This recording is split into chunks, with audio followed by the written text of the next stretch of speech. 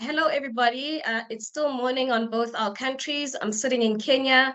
It really is a pleasure to be invited to be part of the University Career Charter this year. I am quite excited. This is a very close passion to me because when I was in university about 19, let's say 19, between 19 and 24 years ago, we didn't have this opportunity. I didn't have someone I can look up to, someone that looks like me, that I could find out what will I do with my career, what will I do with my degree. So I'm very, very passionate about being part of this in the industry and helping, whether it's high school student or university student, navigate through the career in one way or the other. Please do excuse me. I am uh, recovering from flu, so I might have a cough Wait, one way or the other. Can everybody hear me? Very well to speak. Go yes, ahead. We can hear you well. Okay, fantastic. So I'm going to be talking about expanding and venturing your career into Africa, but I will be using a lot of our current company and what we do.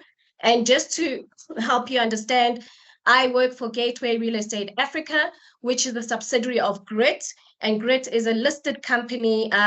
It's a real estate income fund listed in London and Mauritius, and was listed in the JSC. Initially, we were two separate organizations. Gateway Real Estate Africa is a property development company that develops in Africa, but outside South Africa. So to get us started, let me get you guys through this video. It started with a dream to diversify our income, where four of us boldly stuck to what we knew and our passion: Africa. We started from scratch, buying Anadarko in Mozambique, followed by Anfa Place Mall in Morocco. We ran hard to build a scalable portfolio. Our strategy was bold, focused on strong property fundamentals, always guided by our risk gatekeepers. Our focus and drive paid off, and by 2016, we were 30 people with 7 retail and office assets in 3 countries. But there is no passion in playing small. We had to step up to the international stage. Grit was born. We listed on the London Stock Exchange, the first Mauritian company to do so, and raised $132 million for expansion. Increasingly, we had to find the way in solving asset and property management challenges, building expertise and networks to manage our expanded portfolio. Our property services business, GMS, was born. Although we focused on property investment, we recognized the groundswell of demand for bespoke property developments. In 2018, co-founders Greg Pearson and Bronwyn Knight established Gateway Real Estate Africa, rapidly becoming Africa's fastest growing property developer. In 2019, the world changed. The pandemic required a business unusual approach. Our warrior culture meant that everyone collaborated and sought solutions. We formed our family of partnerships. We realized the impact that we have on the communities in which we operate. Most of our portfolio performed defensively, but we had to ask ourselves, what does the next level for Grit look like? We're now a band of 123 specialized warriors. We now own 59 assets in 12 countries across 7 asset classes. We have the expertise to capture the entire property value chain. Now, we implement the Africa growth story. Growth from multiple revenue streams, monetizing our intellectual capital in asset, property, facilities, and development management. Growth from managing a property ecosystem. Growth from implementing a capital-light structure through co-investment opportunities. Growth from emphasizing impact income. We're standing at the edge of greatness. We're stepping into becoming a world leader in African real estate solutions that go beyond buildings. We're setting the global benchmark for property in Africa. We find the way.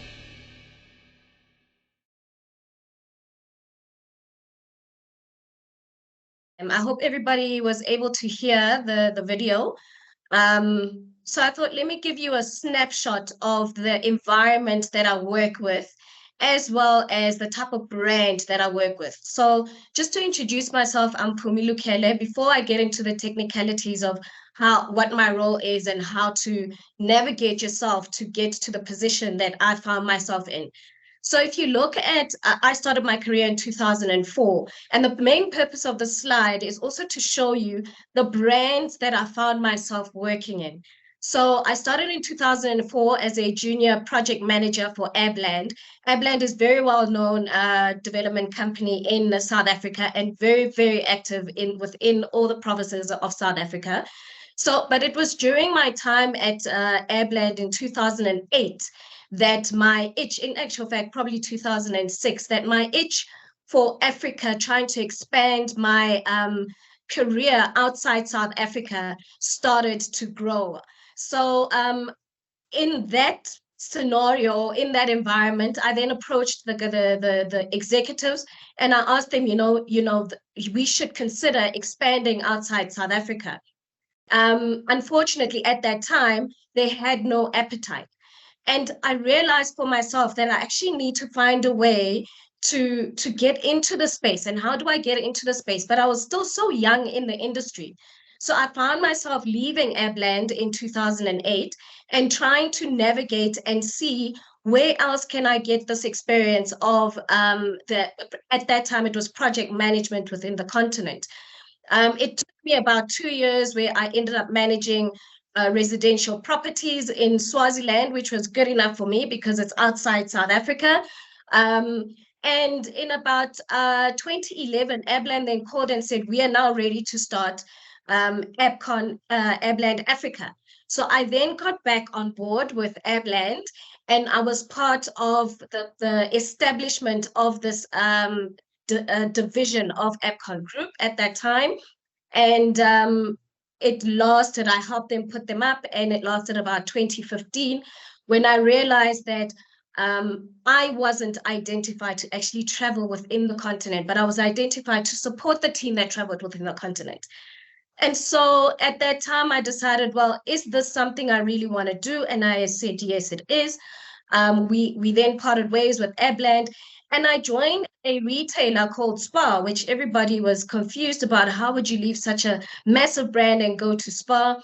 Firstly, it was because I needed to think through how I'm going to navigate my career into Africa. And secondly, Spar is a global brand. And if I don't get within the rest of the continent, maybe I could get an opportunity to go to the Netherlands or whatever it is.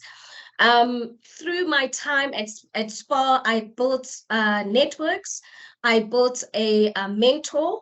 And one of my old mentors actually called me up and said, you know what, there's an opportunity at Sun International. They've got properties within the continent. Come and meet them, come and see them. So that's when I landed a development management role in 2016 at Sun International. The great thing about the time that I joined Sun International is they were developing the 5 billion rand of Times Square, which is at Midland Main, a combination of the casino, the hotel, and the arena at Midland Main. And in those 2 years, and I had a great time at Sun International. The opportunities at Sun International were incredible, and they take care of their staff quite tremendously. But 6 months in, Sun International decided to close their Africa divisions. So I was back to square one, and I thought, okay, well, let's see where this takes me. And as soon as we finished the development Times Square, it was the time that Bronwyn and Greg were now handpicking people to help them establish Gateway Real Estate Africa, GRIA. So when I joined GRIA in 2018, it was at its inception. It was 2 years old. And if you ask me now, if Gateway started, or if any company that operates outside South Africa actually came and recruited me in 2008, 2009, 2010, would I be ready for that position? And now that I've experienced what I've experienced since joining Gateway, I wouldn't have been ready for that position. So it took me, it was a 10-year journey to get to where I am. And I just wanted to put that into perspective so that you understand that this is a journey, whatever it is that you're looking for. And if you're going to expand outside your current region, whether it's South Africa or whether it's someone else trying to get into South Africa, you need to make sure that you are doing well in what you're currently doing in your position and in your organization. So moving on to the next slide, we are Gateway Real Estate Africa. We're a private property development company, specifically developing for multinational tenants that want to expand into Africa. So we're very, very deliberate about our Africa footprint, excluding South Africa. And if this is your passion and this is what you want, these are the type of things you need to start researching. What type of brand you want to associate yourself? What sort of culture do you want to get yourself into? And what do you need to do to get to a point where you can then sit here in the next university career day and say, this is what we do, and this is what I've been working to get for however many years in my life, in my career. So this is just some information about Gateway, which you can get through. I just want to now get into the detail of what it is a development manager does. As you've seen, my career started as a project manager, and project management role tend to, I'm assuming a lot of you have gone through the spectrum of what property development is in your current studies, but project management will largely start from a stage 3, stage 4 process when you start getting into the detail of getting onto site. But from a development management point of view, development management is a role that puts together the strategy of the development and what it is you want to do. And it starts from the project inception, where you meet your client or us as a client, because I do development management for us. We would then decide, okay, we need to get a office development in this node because this tenant is looking for X, Y, Z. So your involvement as a development manager will start from the inception, very much in detail, going into figuring out what the market is, what the node is, moving on to stage 2, figuring out what the project, giving the project team the brief.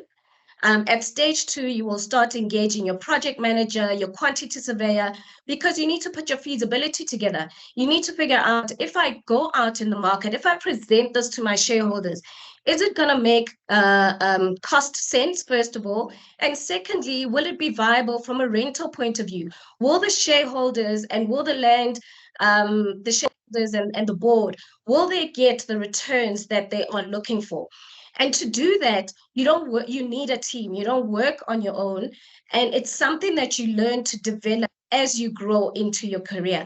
Certain things about development management, interesting enough, it's not something you can learn in university. It comes with experience. But I'll get to that just now.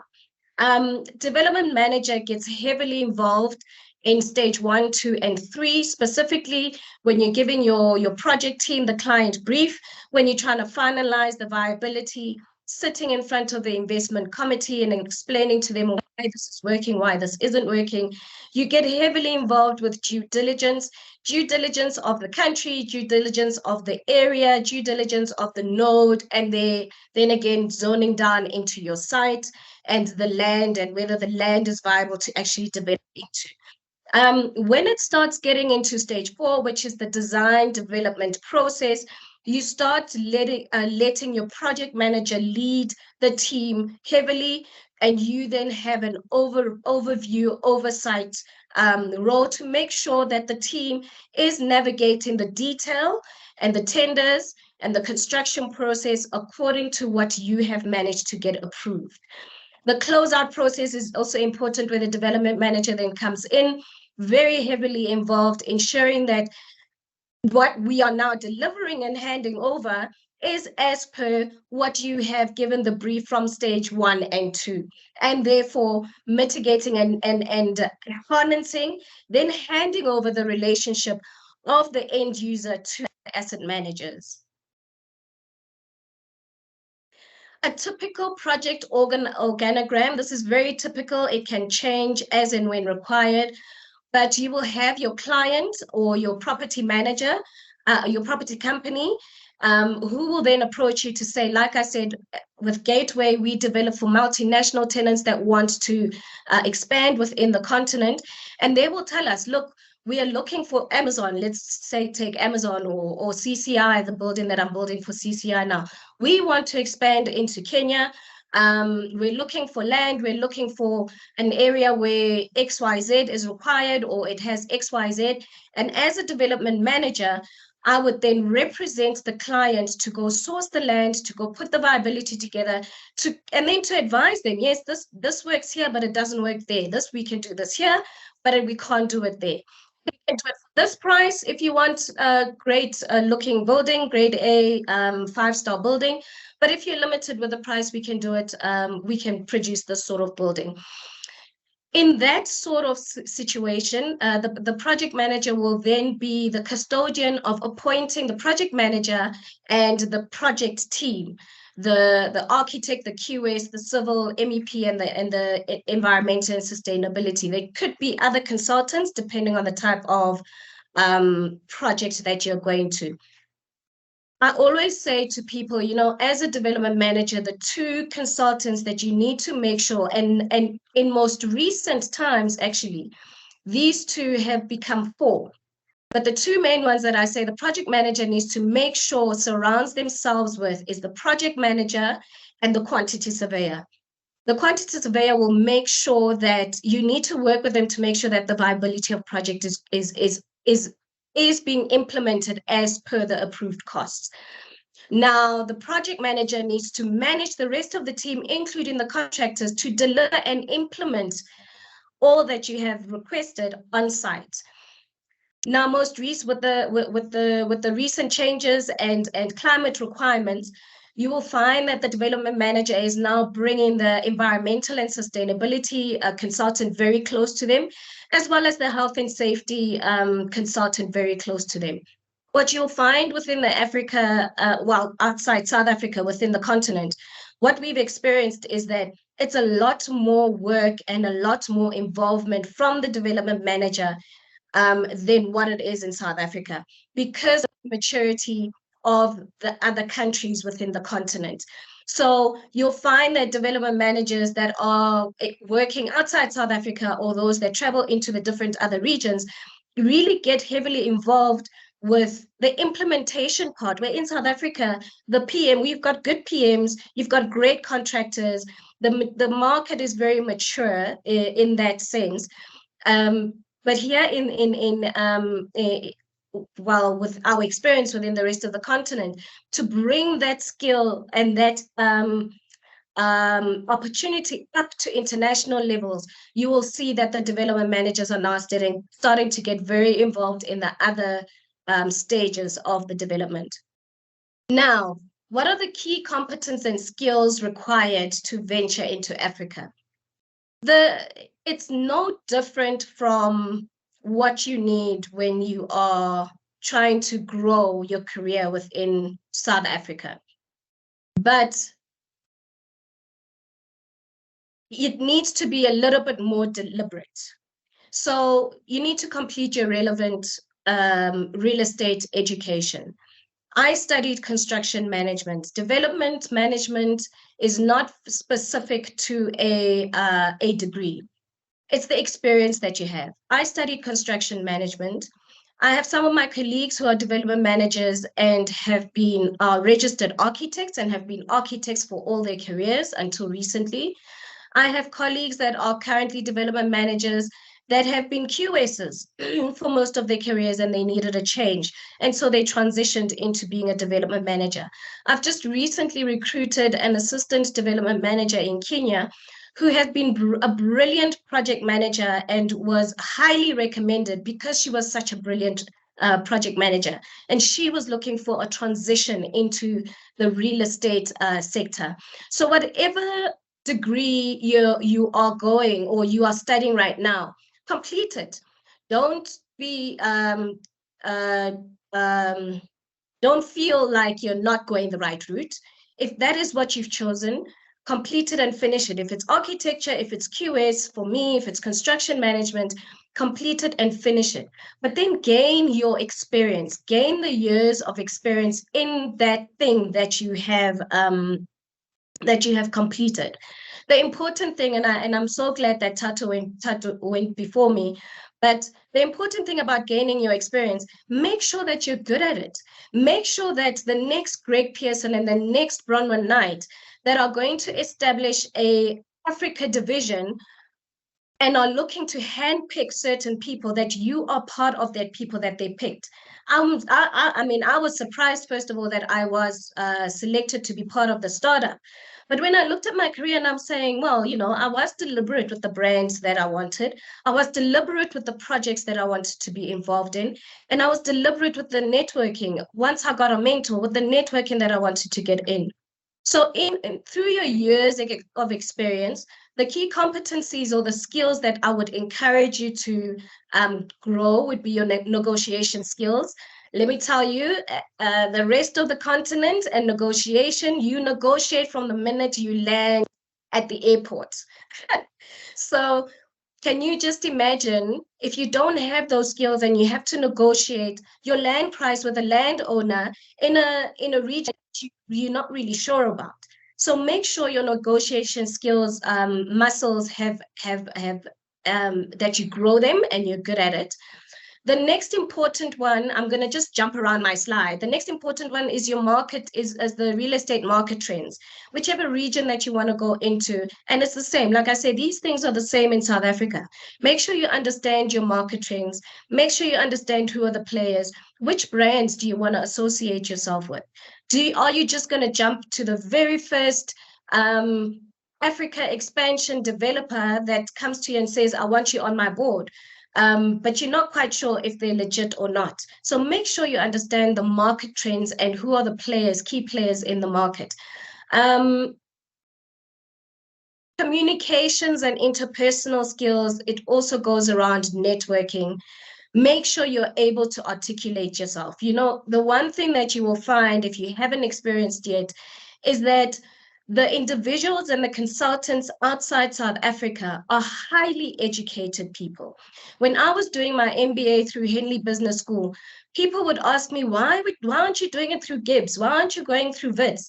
It's because I understood that if I'm going to stand out as someone that can operate and can carry out this role outside South Africa and within the continent, I need to be familiar. And the individuals and the consultants outside South Africa they go and study in the UK. They are UK educated, US educated, and regard education very highly esteemed compared to what South Africa is. So that is a key important, I think, note that maybe is not out there, but keep that in the back of your mind. Whatever it is, whether you're doing your continued education after your undergrad, make sure that you're looking at firstly, the right course, and secondly, what university is going to get you noticed when you're walking around the Kenya streets and the Nairobi streets and somebody says, oh, do you have a master's? Yes, I do. I've got an MBA through Henley Business School, and I'm currently doing my master's in real estate investment and finance through Henley Business School, University of Reading. It gets you noticed. It gets you out there. So make sure that through upskilling your education, your communication skills and interpersonal skills are also good. And you've got great networks in South Africa to get yourself improve your networking skills and communication skills. The property sector charter is one of them. You've got the cyberbs, the WPN. Find a way to attend those networking sessions and then be deliberate during those networking sessions. Creativity and innovation is quite key. It's a general requirement for development manager, but the problem solving and decision making skills within the continent is very, very key. As I've mentioned, that the market outside South Africa within the continent is still maturing. It's not as mature as South Africa. So you will find yourself sitting with the local authority or sitting with the chairperson of the SEZ Council, and trying to help them navigate through their processes on how to approve your site so that we can unlock the opportunity that you've seen in the area. So your problem solving and your decision-making skills are going to be very, very important. If somebody is calling you up, if a Bronwyn and a Greg come up and say, we want you to come and be part of now the expansion of the West Africa decision.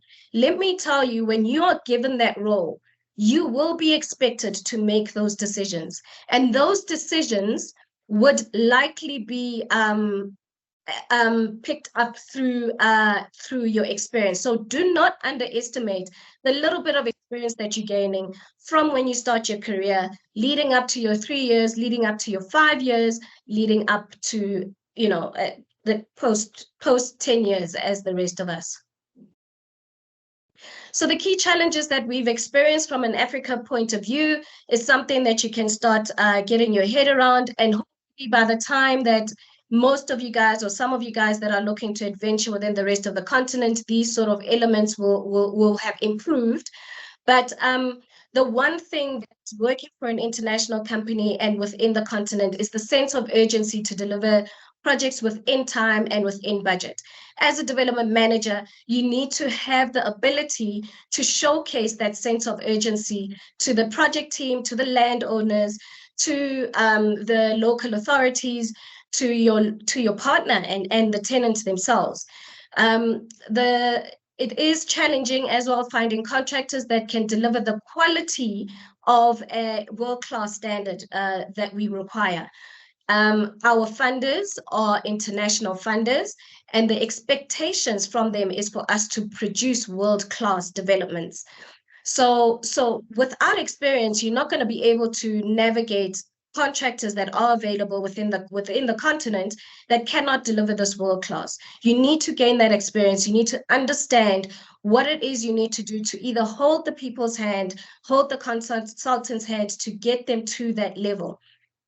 Professional services is the same thing. We tend to double up international consultants with the local consultants, but I can tell you for a fact, and I'm proud to say that in Kenya, the level of consultant services that we have here is really, really international standard.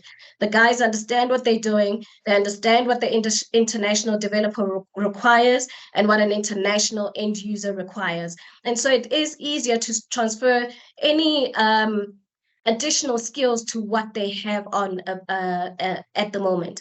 Accessibility to information. Let me tell you, if you're going to expand into the rest of the continent, you are going to get your head buried in the sand trying to find information.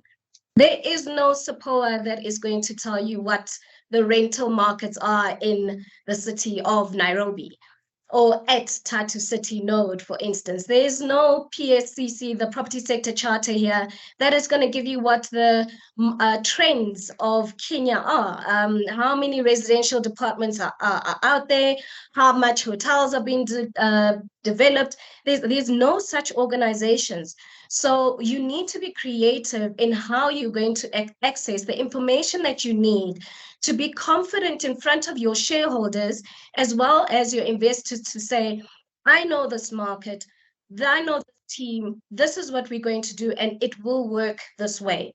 So those are one of the challenges that you will probably need to get through. Problem solving, again, navigating through complex situations. And how do you carry your brand? I mean, you know, we can talk about bribery. How do you carry your brand through an entity that is requiring you to give them more, you know, a brown envelope to actually unlock this opportunity for you? So you need to be able to find a way, as we say, find a way to navigate through those challenges and make sure that your brand stands out with integrity and unlocks these opportunities without using those brown envelope solutions. Risk management is very key and very high. Expanding your career outside South Africa, within the continent, and not just from a company point of view, but also from a personal brand point of view. If you're going to go out and move, live in a certain region, do your risk analysis. Are you able to do that? Will you be able mentally be able to carry yourself through challenges when you're on your own in Kenya or in Mauritius or in Nigeria? I know when I had a project in Nigeria, I was very clear I'm not moving to Nigeria for the duration of the project. But at that time, I then surrounded myself with the right people who was able to deliver on the ground the project while I was overseeing the project remotely. It's not ideal, but you've got to do those risk assessment and analysis. So that's from a personal point of view, but also being able to look at the risk and assessment analysis from a project point of view, the people that you're going to partner with, the people you're going into business with, the areas that you're going to develop, and how to mitigate those risks. These are elements that the shareholders and board are expecting the development manager to be able to articulate clearly and be able to show how they're going to mitigate those sort of challenges. So as you can see, before we get to the slide, as you can see, I think a lot of the things, expanding your career outside South Africa and within the continent is nothing. What you need to have is everything you need to have in South Africa. What you need to do, the difference that you need to do is make yourself stand out. How do you stand out amongst all the other people that are also just as good in South Africa? Where is your passion in getting out of South Africa and expanding your career within the continent? And over and above that, what are you giving into the continent? Is it just about you? Or is it just about building the community?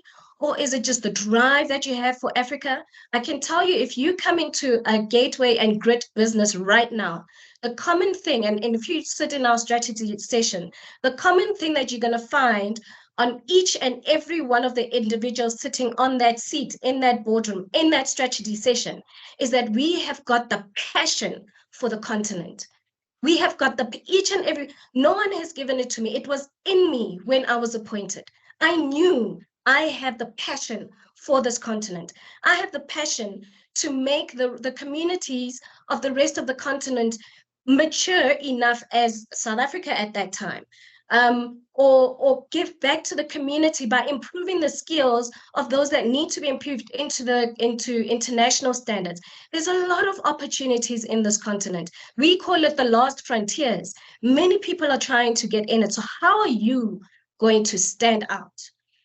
The current and future trends of the role, what you will find development management role at the moment is quite specialized. I know I'm running out of time. You will find development managers mostly in retail sectors where you'll find a brand like MTN will have a development manager, Spar had a development manager. So you could also navigate through trying to get into the role using a brand, a role. It's now going into asset classes, warehouse companies are looking for development managers.